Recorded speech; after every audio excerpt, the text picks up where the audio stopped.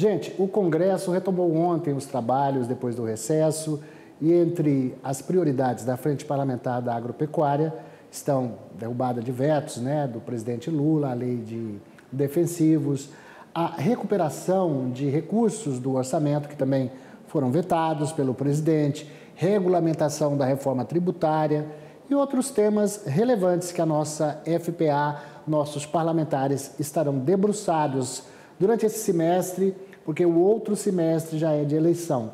Então, para falar sobre a articulação, sobre quais são as prioridades mais imediatas, eu vou conversar agora com o deputado Sérgio Souza, do MDB do Paraná, nosso amigo aqui do canal, sempre presente, aguerrido, parlamentar da FPA. Sérgio, bem-vindo, deputado, aqui ao nosso canal, mais uma vez. Então, falei certinho aí das prioridades, o que mais se acrescenta aí com relação a esse ano, que é um ano atípico por causa das eleições. Boa tarde. Boa tarde, Valteno, que prazer estar aqui contigo novamente. Estou aqui no meu gabinete, no Parlamento Brasileiro, aqui na Câmara dos Deputados. Hoje nós tivemos a nossa primeira reunião da Frente Parlamentar Agropecuária, iniciando esse ano legislativo, Mas como dizíamos lá na FPA mais cedo, mesmo no período de recesso nós não paramos, porque o agro não para, nós sabemos as dificuldades que está passando o produtor, do ponto de vista de produtividade, de valor da sua produção, caiu muito, principalmente a soja, o leite, o trigo, o milho, os valores não estão fechando a conta e ainda tivemos o problema dos intempéries climáticos, Além disso, se não bastasse, nós temos o problema de invasão de propriedade no Paraná por índios, a violação do direito à propriedade, decisões aí do Poder Judiciário que nos preocupa muito. Então, sabemos que, além do nosso trabalho no Parlamento Brasileiro, que vai ser neste ano focado na reforma tributária, vamos avançar nela agora no que diz respeito às suas regulamentações, e ali tem muita coisa que interessa a nós. A questão da desoneração da folha, nós já fechamos questão, a Frente Parlamentar Agropecuária é contra a reoneração da folha de pagamento, porque isso aumenta o custo de produção e aumenta o preço do produto na mesa do cidadão brasileiro e, lógico, no meio da cadeia, gerando desempregos, inclusive.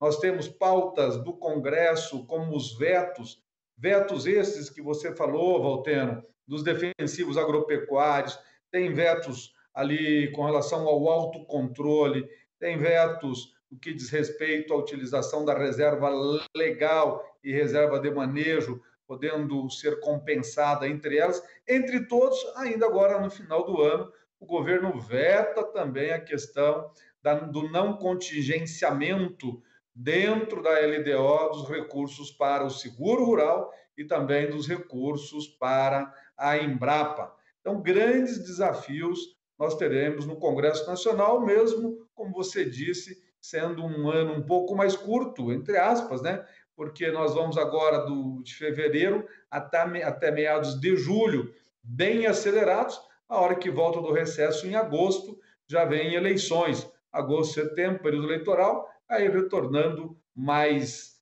forte a partir de outubro. Mas prometemos e nos comprometemos, na verdade, a adiantarmos e avançarmos em pautas muito importantes aqui para o setor produtivo agrícola brasileiro. Deputado Sérgio, eu vou aproveitar que o senhor falou da FPA, lá do encontro. Quem esteve lá hoje foi o secretário de Política Agrícola, o Nery Geller, foi isso mesmo? O que foi que vocês conversaram, que o senhor podia adiantar para a gente aí? Valteno, o Nery é uma pessoa muito preparada, Ele já foi parlamentar aqui na Câmara dos Deputados por alguns mandatos, sempre esteve conosco na Frente Parlamentar Agropecuária, na diretoria, inclusive foi o meu vice-presidente no período em que estive à frente da FPA, e ele já teve como secretário de Política Agrícola, já foi ministro da Agricultura e agora retorna como secretário. Ele tem um conhecimento profundo das questões do agro, ele é muito capacitado. Eu dizia que ele vai ser ali um bom braço do setor agropecuário dentro do Ministério da Agricultura.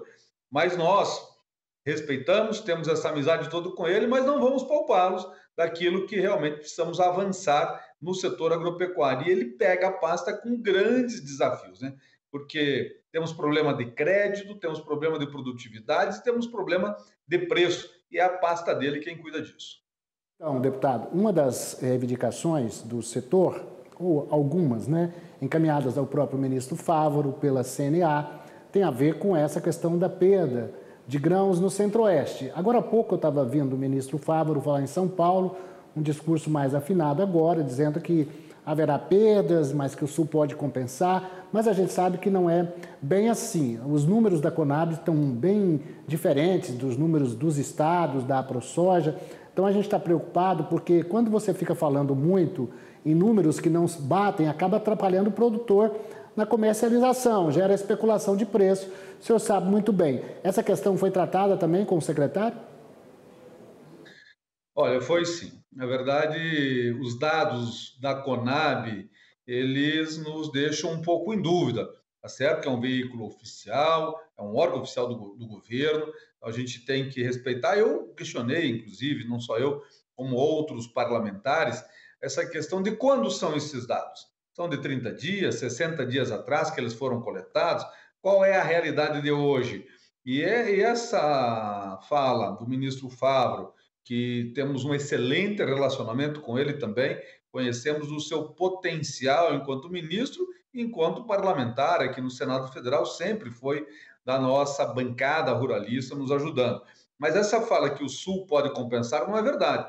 Por exemplo, o meu estado, o estado do Paraná, vai ter uma queda de mais de 20% em relação à safra anterior, que já não foi boa.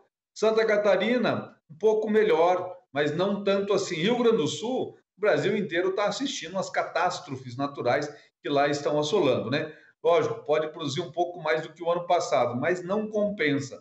O Brasil, talvez não os números da AproSoja, que eu vi aí em torno de 130 milhões de toneladas, mas esses dias o CEPAR, no Paraná, nos apresentou, através de uma agência que faz esses estudos, um número de 150 milhões de toneladas.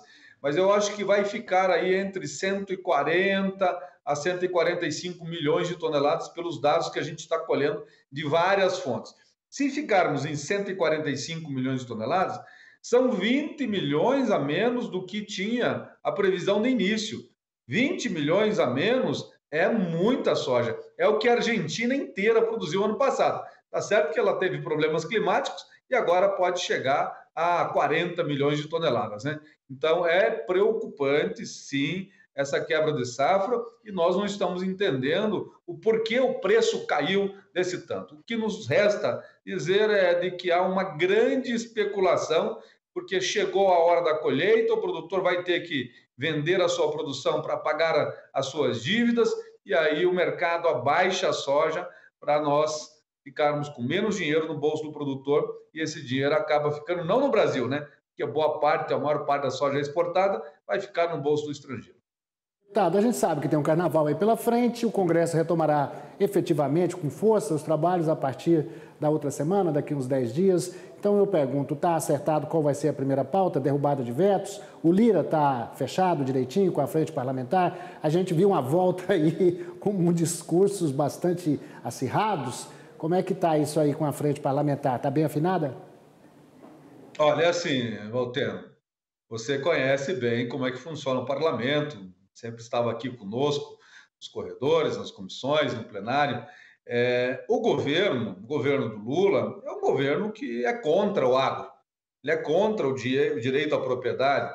Ele está, na minha opinião, torcendo para dar muito ruim para o agro ir lá com o Pires na mão, pedir favor ao governo e assim por diante. Porque se fosse a favor, não teria vetado o não contingenciamento do seguro rural, teria posto volumes maiores de recursos para o Plano Safra, não teria vetado os recursos, não contingenciamento para os recursos da Embrapa e assim por diante, né? Então a gente olha isso de maneira muito clara. Agora, os vetos, o que o governo faz, o governo do Lula? Ele veta porque ele tem uma pauta ideológica e ele veta para dar um discurso aos seus eleitores. Eu não estou aqui dizendo que ele não deve fazer isso. Só que, pô, ele sabe que quando voltar ao parlamento, nós vamos aqui combinar a derrubada do veto.